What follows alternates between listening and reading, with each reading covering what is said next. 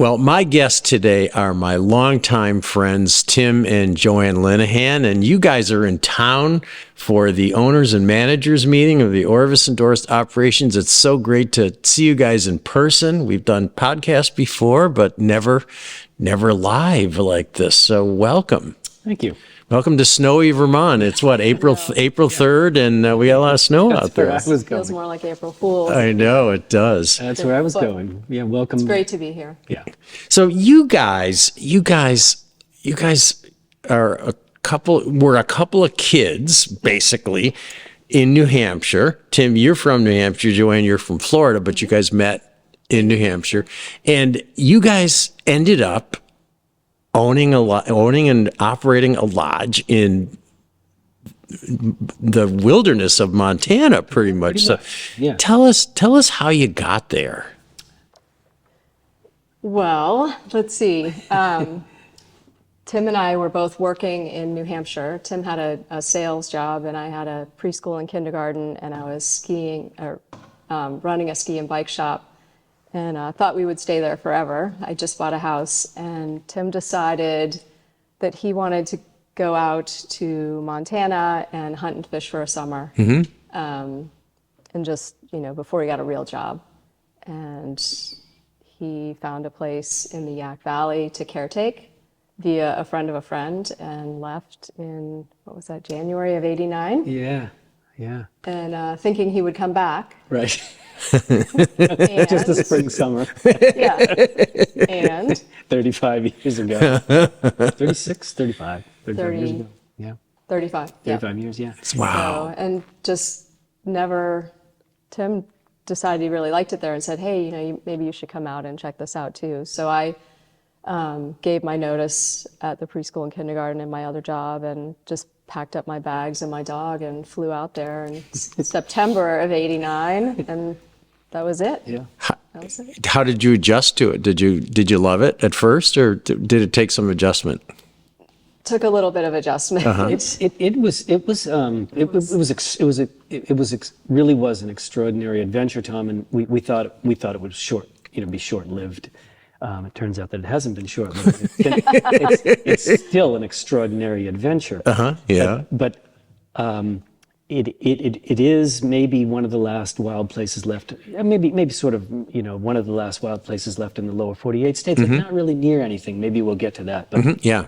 it isn't like we have electricity now. But to the question, We did the not. adjustment, yeah. You got indoor plumbing? Yeah, we didn't. So the first place that we actually were caretaking, it was a caretaking position, so to speak. And we grew up in New Hampshire. You just turn the lights on. Well, there was a little generator and gravity feed water system with a little cistern and an outhouse, and so there really was some adjusting. But it was at the time. I think we were just so young, and it was so new and so exciting and so so different that it was just like, we're going to figure this out. We're going to learn how to do this. And Joanne was. I finally arrived to that point, but Right. Tim had a job when I got there. He was working for yeah. a lodge as a fishing guide. So he would leave at first light every morning, and I still had never been anywhere in the valley yet. He would leave at first light and get home 3 hours after dark. Yeah. I didn't have a vehicle. It was just my dog. Right. And Did you get a lot of reading done? Yeah. I don't even remember what I did. All I know is that the closest phone was 12 miles away. Oh my God. The mailbox was 6 miles away. Right. And I thought one day, I'll just go get the mail. And I started walking, and I was like, I'm never going to make it there and back before dark. So Truth. I was all truth. a little freaked out about it. Wow. And then I started working at the same lodge where Tim was. And everything was right in the world at that point. So how did you guys end up owning a lodge and running your own lodge? I mean, you guys have been there for how long now in operation? Oh, this is our 32nd year. 32 years. And you've been Orvis endorsed since almost the beginning, Yes. right? Since the beginning. Yeah. Yeah. an Orbis endorsed guide. Yeah, well, the program had already been running for a few years, but yes, for all 32 years we've been in Orbis. Was that when Vern was, Yes. when Vern Bressler? Wow. And then Mark. Yeah, and then Mark. Yeah. And then Mark, Yeah. wow. Yeah, pretty incredible. So you guys have got to be, you guys in Three Rivers have got to be the two longest tenured Orvis endorsed So, operations. we checked that out a couple of years ago. What about Crystal Creek? No, I think Dan was a little bit. No, Dan might be close though. You're Yeah. right. Yeah, but I think you guys in Three Rivers for the are low 48. I think so. right up there. Anyway, but it was So you built the lodge Slowly. yourselves? Yeah. Yeah. and the old fashioned way. Literally, Tom. We used our own money. I would, back in the day, it was literally hand to mouth. I mean, we really, the wonderful thing was we had a place to live. So expenses were way down, but I so remember Joanne as well. But I had school loans. Her loans were cleared, but I had school loans and a truck payment. And so that's a really inexpensive way to live, even though you're still a kid, you know what I mean? Yeah, So yeah. we were able to just keep putting money back into it. We literally started, this is a story I love to tell. We went into business, my grandfather left his 8 grandchildren some AT&T stock, and in 1989, mine was worth $600. And I called my folks and I said, this is what I'm thinking about doing. And they said, I think your grandfather would think this was very appropriate. So I sold my $600 worth of AT&T stock. I borrowed $300 from my brother and 3 college buddies, and we bought our first drift boat. Incorporated Linehan Outfitting, and that was the start. Wow. And then subsequently in the years there, we built one cabin, then another cabin, then a lodge, and but the old, like 2 ways to go into business. You do it the old-fashioned way, slow boat to China, use your own money, sweat equity, or you borrow a bunch of money, get capitalized on the front end. We just did the old-fashioned way. Yeah, and you guys are living the dream. I'm sure there are a lot of people listening to this podcast thinking, "Oh my God, those guys are so lucky." And We certainly have never lost sight of the fact that we love what we do. I think Joanne will We definitely do. agree. To the minute. And maybe not so much when the plumbing breaks at 3 a.m. right there's the unglorified. The hospitality industry's got its Bath in our challenges. cabin, and I'm down there with a net. The unromantic Little things part, like that. So, Tim, I know you started as a fishing guide, but Joanne, you are like a world-renowned chef. I mean, whenever I talk to people who have been to your operation, they rave about your cooking and your food. So, how did you go from being a preschool teacher to a chef? It's cooking and harvesting and growing food has always been a passion of mine. I mean, growing up, my mom was a wonderful cook, and I cooked with her a lot. And my dad always had great gardens, so I would garden with him. And it's just been something I've always loved. And I'm mostly self-taught, but I've also, we've had clients that have become good friends. Gordon Hammersley from Hammersley's Bistro in Boston is a good friend of ours. And I studied with him a bit, and I'm always calling him for ideas. He's a great mentor. So it's just something I've always loved to do, and it just sort of came naturally to me. Do you guys grow a lot of your own food there? Yeah. Yeah, I have a nice garden. Yeah. 10-foot fence around it. I was going to say the deer and the elk and the moose are probably trying to get in all the time. Yeah. So, Wow. yeah. And I love to feed people too. Yeah. It's my way of taking care of people. Have you ever guided? I did guide at the very beginning. I did some walk wade on the small streams in our valley, in the Yak Valley. That there was a certain point where there were too many other things that I was doing, and I stopped getting a guide license because I didn't want to have to be the backup guide one day, Yeah. I was like, no, I can't do that. I don't have a license. While you were making the salad? Exactly.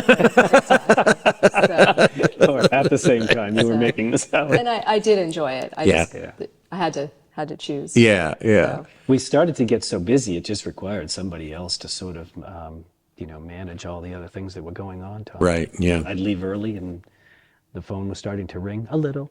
Things take time. Things take Yeah, time. yeah. I would add too, as far as Joanne's cooking, there's such a thing as cooking with love, and I think that's maybe what our guests most recognize in Joanne. Yeah. Yeah. It's pretty simple, but Pretty satisfying too when somebody raves about your dinner, isn't it? it encourages me to do more and more and more. So yeah. I build on that first night and just keep trying to sort of outdo the night before. Oh, cool. That's, So, And the because I brown, have to. The pressure is officially on after the first night. I'm Right. like, oh no. yeah. maybe you should do like macaroni and cheese the first night and then Right. First build night- up from there. First night. Yeah. Set the bar a little lower Yeah. and then go. Joanne's brownies are almost Soon to be world soon, famous. Soon to be world famous. We have a client of ours, Tom. He summed it up nicely. This is a few years ago, and it was so appropriate and so perfect, and one of the finest sentences I've ever heard in my life. He looked at me halfway through the day. He said, I come for the brownies and do a little fishing. Yeah. Do you bring any brownies with you? No brownies. I think I've had them at the shows I think before, you though. have. I Yes, think I've seen you guys Yeah, at the shows. And, Rendezvous, too. No, Yeah. was it your birthday in Missoula? yeah, it was one year. It was my birthday. Yeah, the that's rendezvous used to That's be on my birthday. Yes, and That's right. I made Yeah, brownies. made for Yeah, your birthday. which was a real mistake because all the guys would want to take me out and get me drunk, and I'm telling you, Yeah. I'm so glad we don't have those rendezvous over my birthday anymore because it was brutal. Right. I know. Right. Fun for a while. Yeah, for a while, for the first half hour, it was fun.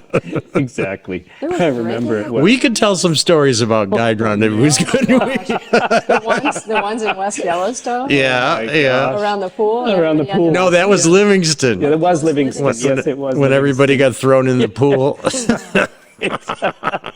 And then there was Chico Hot Springs one year. Chico. Oh, that was a early, fun one. way Yeah, early. that was. Let's go way Yeah, back, Chico right? was That was fun. the first year we were there. I think Uh-huh. so. So Yeah. that was Yeah, incredible. Yeah. So tell me some stories. Tell me about the trials and tribulations of being a lodge owner. Got any good stories you can tell Yeah. that you can tell on the air? Well, I mean, I'll let you tell those. no, Tim. go ahead. Go ahead. You should take that. Go. Well, I would. I mean, going back to my comment from a moment ago, there is sort of this. I think that on the surface, there's a very romantic notion. Wow, what a life! Yeah, Right. yeah. But to your point, Tom, it is the hospitality business, Yeah. and the piece that never goes away is the switch always has to be on if you're working. Yeah. You know what I mean? And Yeah. this is less a funny story, but more that's the challenge that I think any lodge owner faces each day. And that doesn't necessarily get more difficult. Do you think it just changes a little? No, it changes a little. It's, I mean, obviously, we really, really love what we do, Yeah. which makes it all good. It is. There are long, long hours and long, long days, and you're kind of always on. I mean, our office is in our home. Yeah. Yeah. So the Yeah. phone rings. Yeah. People think they're calling an office. The phone rings at 3 a.m. They're leaving a message, that kind of thing, and it's like we're just pretty much always on. But that's one of the challenges. Yeah, I would say too that the tribulations, being let's face it, being married to your business yes. partner. Yeah. That's had its set of challenges. But it's interesting because early on, there's always a lot of stress in building a business, and even still now. That hasn't gone away. Thankfully, we're not both ever freaking out at the same time. We kind of just like, if it's something that Tim Right. is kind of, oh no, this, and then I'm like, it's going to Is this an agreed upon thing? Like this is your day to freak out, and then this is my day to freak out. I think it's has worked just that kind of way. Yeah, organic. yeah. That's a really, really good Sign point. of a good marriage, It's I a think. really good point, Joanne. That's a really good. I never even would Yeah. have thought of it that way. So It just kind of it's my day to sort of shore it all up, or her day to shore it all up, Yep. or you know what I mean, which Yeah. isn't unusual in a good marriage, but it's tricky when it's also business. Yeah, Or just yeah. a different element. Yeah. It adds a different element to the whole Yeah. thing. Yeah. And then at the same time, Tim gets up in the morning and leaves to go guide all day. I get up and I go right to the kitchen and start, baking breads and making pastries and desserts Brownies. and brownies for all the guides. And then at about 2 or 3 o'clock every day, I pack everything up and go down to the lodge, which is an hour from our house. Oh, So we have two different yeah. locations. So the lodge is down in Libby, and so you don't live, I thought you lived at the lodge. You don't live we at live the at the cabins. Two lodging options. So we have our Yak location, not to interrupt, right, where we have our cabins. Those are standalone, self-catered. They're beautiful little handcrafted log homes, full kitchens, the whole 9 yards, Tom. And then that's in the Yak where we live. And then down on the Kootenai River, 60 miles away, is our lodge. 42 miles. 42 miles. Takes an hour, but Yeah. so, Two places, right? So we drive 150 miles a day. Oh, my I God. go down there and, unpack everything, greet all of the guests as they come off the water. Mm-hmm. Tim sometimes will pop in and say hi when he drops his boat off. Sometimes he just scoots right up the road. And I get home at 11:30. So we're kind of ships passing Yeah. Wow. Every day. for a good portion of the season. Yeah, I would say that mid-June to October 1-ish. Yeah. But you guys have a long season because you do hunting is what you do, bird hunting. Yep. And you do bear hunting, right? Big game, yeah. Big game, yeah. Full fly fishing, full wing shooting, and full big game, yeah. So, which is actually, from a business model, actually a really good thing. So we have, We go year round. yeah, we have Yeah. a year-round operation. Uh-huh. Yeah. And that's kind of that's another conversation, but it's interesting. These days, it's almost more old school. Now it seems like a lot of outfitters in the West are kind of either hunting or either fishing. Yeah. Yeah. Less both, but whatever. Yeah. So when is your downtime? Right now. Right now, April. Yeah. Yeah. Ish. Yeah. But what do you do in January and February? There's no hunting, is there? Trade shows. Yeah. Oh, sales. trade. Oh, yeah. Still doing sales. That's where I see you guys all the time. Yeah. Yeah. And then the other piece of it, Tom, it's kind of I don't know. There really isn't any downtime because if on January 10th we're both up at 7 o'clock in the morning and down to the desk because the as you well know, the administration is admin work is always there. Yeah. I can always work on the website.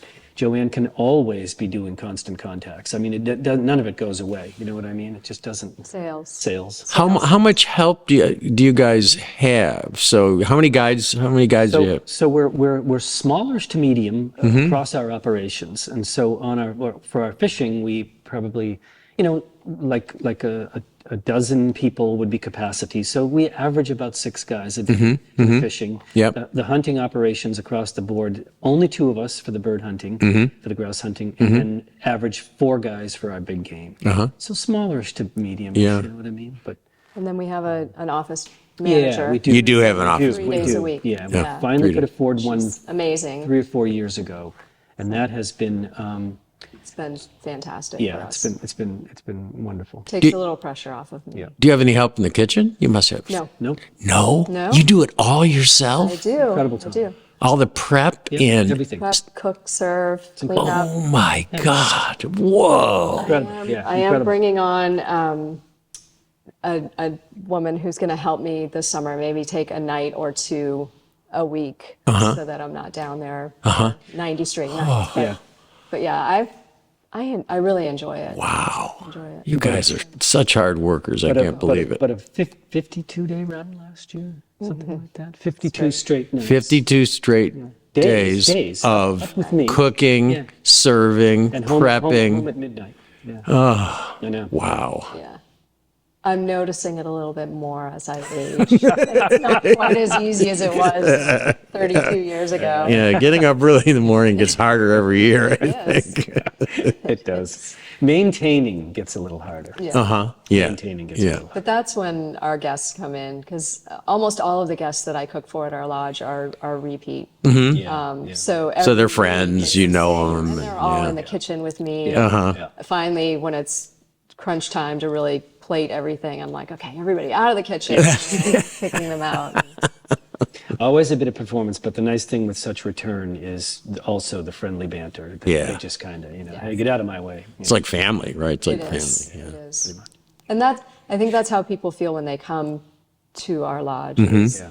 I mean, it's their place for the Yeah. week. Mm-hmm. I'm just there preparing their meals for them, and Slaving for them. yeah, Right. I don't know.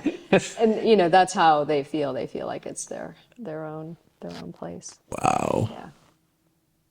So you guys have kind of a unique fishery. I feel terrible. We've known each other for 30 some years, and I've never been to your lodge. I never get up to northern Montana. So, tell me a little bit about the country and the fisheries you have. Now you have, I believe, in your area, it's the only place in Montana where native trout or where rainbow trout are native, right? That is because your correct. Columbia River That's drainage. correct, Tom. Native That's red band Yeah. rainbows. Yeah. Yeah.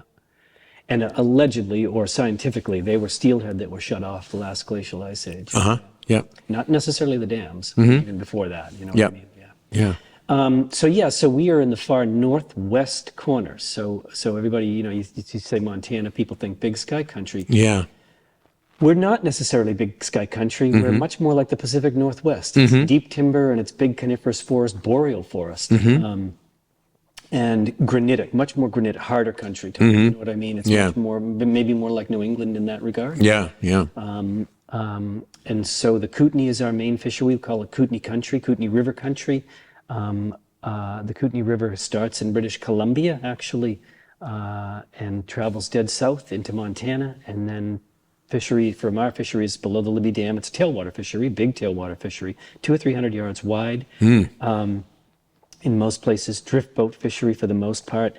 Makes a big bend to the west, goes into the panhandle of Idaho, and turns dead north again, and eventually dumps into the Columbia in Canada again. So it's a big U. Oh, wow. Yeah. It's a very interesting river in that regard. Yeah.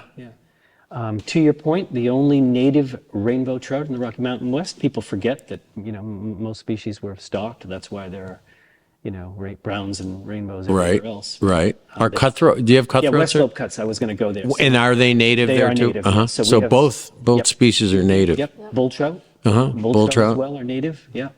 Mountain whitefish. Northern pike minnow. Northern pike minnow. Do you have any of those nasty invasive brown trout in there? Yeah, a handful. That's a Yeah. really interesting question. So I tracked that down a long time ago. Uh-huh. And for whatever reasons, probably the biologist that told me this said probably, Tim, it was logistics. They never really stocked brown trout way the heck up where we were, probably because of distance at the time. Too far to go with the trucks, too far to go with the mules, whatever they happened to be using at the time, Tom. Yeah.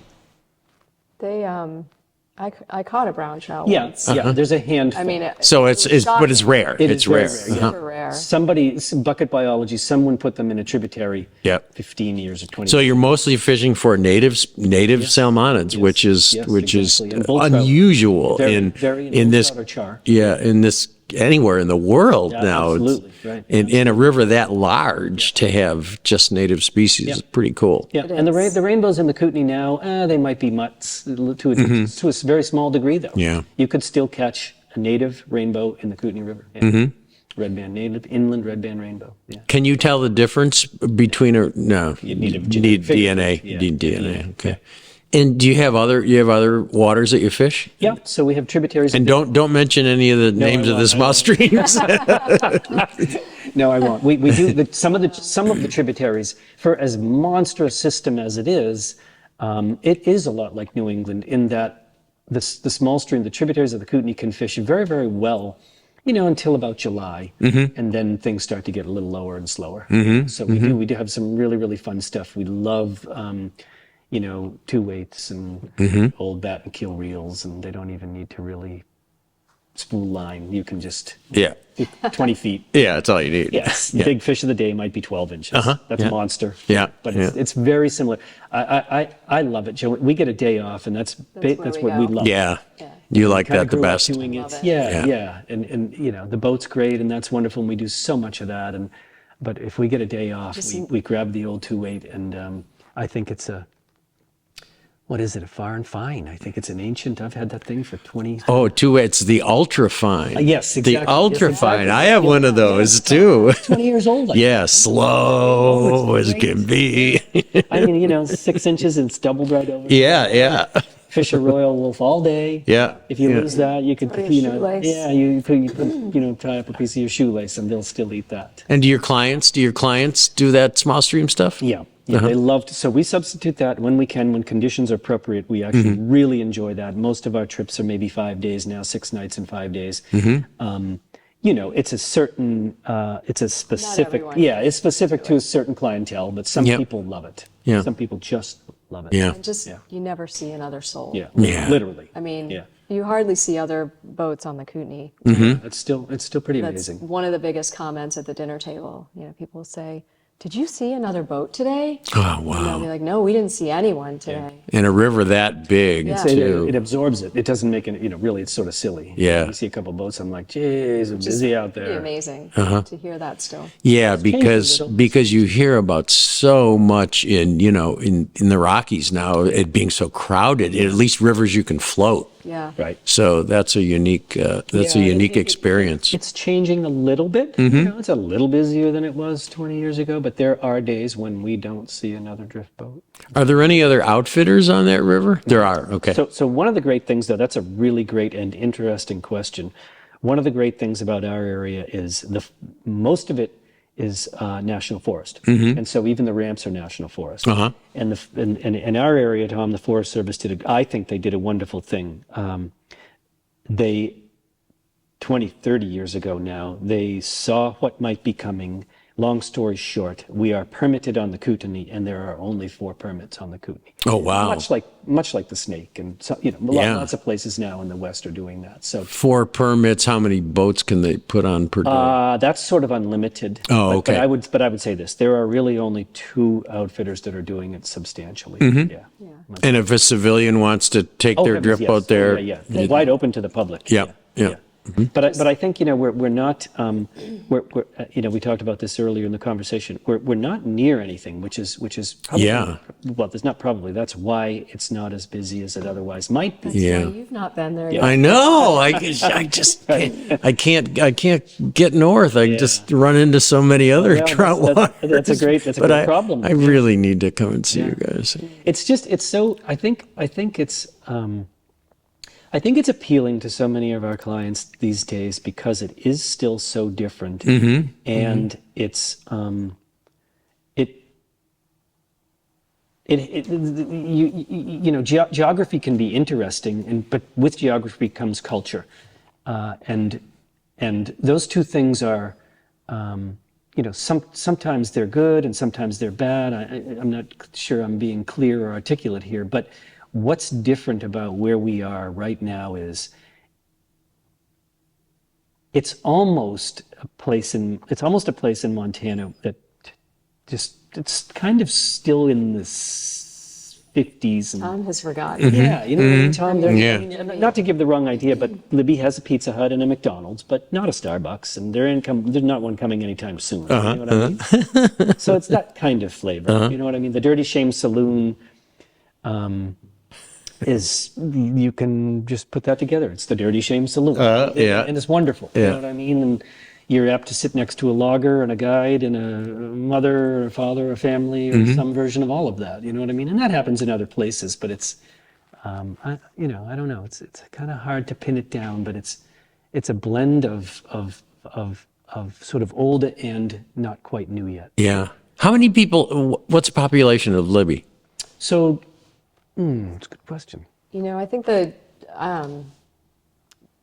say, 10-mile radius is about 10,000. Yeah, yeah, I think that's you're right. That's correct. Close yeah. to that. The I don't know what the county, you know, the county's pretty large. Yeah. It's But it's probably mostly national forest, right? Yes. So to that point, so Lincoln County, Montana, which is where we are, lies entirely within the Kootenai National Forest. And the Kootenai National Forest, at 1.2 or 3 million acres of public land, but only 9% of the county is private property. So that's so compared to Bozeman, compared to Missoula, right? Compared to Carbondale, Right. wherever. Flathead. Yeah, the Flathead Valley, Yeah. Whitefish, right? And then where we are, the Little Yak Valley, which is north of Libby, which is where we live, only 2% of the land mass of what would be the Yak Valley the Yak River drainage is private property, and that is basically the river bottom, Yeah. which was Burlington Northern and homesteads, things like that. was Turn of all- the century. Yeah. was all 160-acre homesteads. some have, well, most of them have been broken up, Right. but there still are 5 or 6, or maybe a dozen Yeah. homesteads that Yeah. are still fully Yeah, intact. yeah. 160-acre pieces. Are there still people farming there? Not so much farming. Yeah, no. not so much. No. There are. Doesn't sound like the soil would be great for it. No, it's not. There are. Except your garden, right? Yeah. Yes. Well, we had to bring in a lot of loam. Yeah. No, all that Not a was lot. good. That's true. It was There are lots of people that are living off the grid still. There's still that sort of, like those little corners of Vermont, New Hampshire, right? Tons of people still living off the grid. Yeah. Yeah. Yeah. Yeah, there's Almost increasingly not after COVID. electricity in a lot of places up there still. Yeah. I mean, if they wanted it, they wouldn't have it. Yeah. So Yeah. Starlink has been a brave new world. We do have it. there's been a game changer It for has. business. It has. Yeah. I have got to say, well, Gone this are the days of sending Yeah. thumb drives of photos back Yeah. and forth to guests, you know? Yeah, once we did a podcast, didn't you have to drive like 60 miles to did. get to a phone? I went down to our lodge. Yes, exactly. Yeah. Oh boy. So there are some technological advances happening. Yeah. No Starbucks yet. Yeah. Not that there's anything wrong with Starbucks. I know that that Orvis and myself personally are so honored to be associated with you guys and to work with you guys over the years. You guys have just been the epitome of what an Orvis endorsed lodge should be. You started from the ground up. You built this yourselves, and your clients are family. I mean, that's exactly the intent of the endorsed program. So. Well, we would not likely have been able to do all this without Orvis. It's been Yeah. an honor Great for partnership. us to be partners, and we're super grateful for that. I think you guys could have done it. The word would have gotten around. I suppose. But I to Joanne's point, in many instances, it has been the backbone of the philosophy of Linehan Outfitting. Definitely. Well, we've learned a lot from you guys too. Thank you. We have learned Partnership. how to be good people. You guys are two of the nicest human beings in the world, and you do it day after day. And you know that we take a lot away from that. Thanks, Tom. Good parents make good people. We really, a lot of times I know we think, what would the Linehans do in this situation? Because you guys are the best. So Well, thank you, and right back at you. Yep. been a great 32 years. Thanks for all these years. Yeah. Yeah. Literally, you've been a big part of Here's it. to more. Yeah, and you guys as well. Do you, Joanne, feel like you're just getting started, or where do you stand in all this? I don't feel like I'm just getting started. Okay. I have a good amount of time left in me to continue on. I hope your customers hope so. Your clients hope so. I'm glad to How hear about it. you, Tim? I'm glad. No, that's why I asked. I'm glad to hear it. The Yeah. $1 million question. Yeah. No, it's all good. It's We're not going anywhere anytime soon. Great. Well, that's good to hear. Thanks, Tom. All right, guys. Well, Thank you. thank you for coming on the podcast today, and it's so great to see you in person. And we're going to go over and watch the award ceremony. Sounds Thank like you. a plan. All right. Thank you. Thank you, Tom. Thanks.